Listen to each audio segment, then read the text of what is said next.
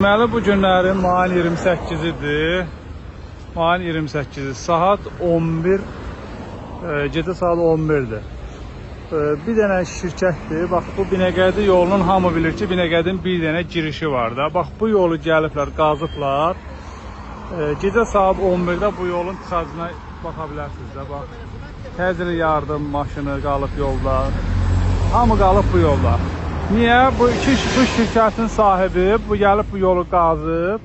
3 gündür bu vəziyyətdə də saxlayıblar. Nə heç bir iş gedir, nə bir şey. Bu adamların marağı burada xalqa xidmət eləmək deyil ki, hansısa bir problemi həll eləsin. Bunlar sadəcə buradan deyirlər ki, bu işi görmək lazımdır. Tez-bazar gəlirlər, bu işi qazırlar, saxlayırlar, bunlara pul köçsün. Təcili tibbi yardımlar çıxıblar, qadağan olunmuş istiqamətdə gedirlər. Niyə? Çünki yol yoxdur, məcburdular. Bu şirkət sadəcə olaraq pul qazanmaq üçün bax bu boyda yolu qazıb, atıb bura, çıxıb gedibdir. 3 gündür bu texnikalar buradan tərpənmir. Yolun da tıxacın üzü bucağı yoxdur.